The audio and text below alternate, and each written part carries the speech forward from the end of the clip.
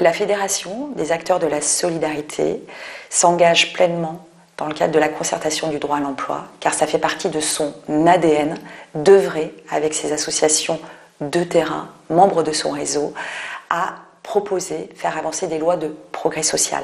Elle l'a fait sur le logement, elle souhaite le faire sur l'emploi. Pourquoi ? Parce qu'aujourd'hui, c'est inscrit dans notre Constitution, mais on se rend compte qu'en 2023, 43% des personnes en demande d'emploi l'étaient depuis plus d'1 an.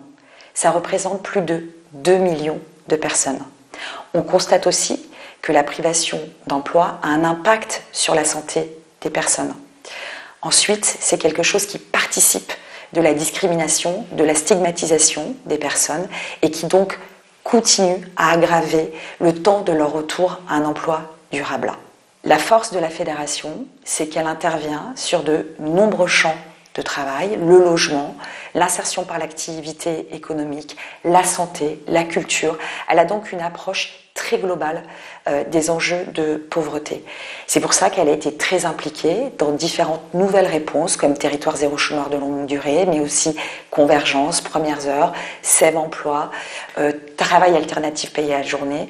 Elle a toujours été dans la logique d'une bonne compréhension des besoins des personnes et d'une adaptation des réponses à ces besoins-là. Nous portons aussi l'enjeu de la participation et de l'implication des personnes directement concernées. C'est comme ça qu'on travaille sur le fait de restaurer la dignité, l'émancipation des personnes et surtout leur citoyenneté. Leur engagement et leur mobilisation dans cette concertation est absolument fondamental. Pour nous, les 3 points de positionnement qui sont extrêmement importants dans l'enjeu de cette concertation, c'est qu'on part du postulat que tout le monde est employable.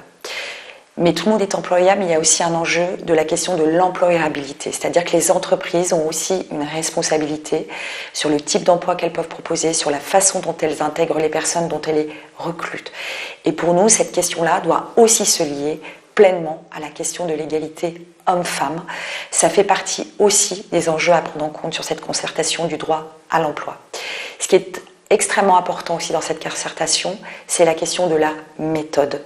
Aujourd'hui, quand on voit à quel point notre démocratie peut être fragilisée par le poids des inégalités sociales, le fait que des personnes, des parties prenantes différentes, des associations, des personnes concernées, des entreprises, des syndicats, des partenaires sociaux puissent ensemble, selon des points de vue différents, avoir cet espace de réflexion et de proposition pour ensuite porter au niveau de la démocratie représentative un projet de loi de progrès social est absolument aussi indispensable. Donc, autant la question du fond et de l'objectif que aussi la méthode et la façon dont on se mobilise dans ce projet de concertation du droit à l'emploi.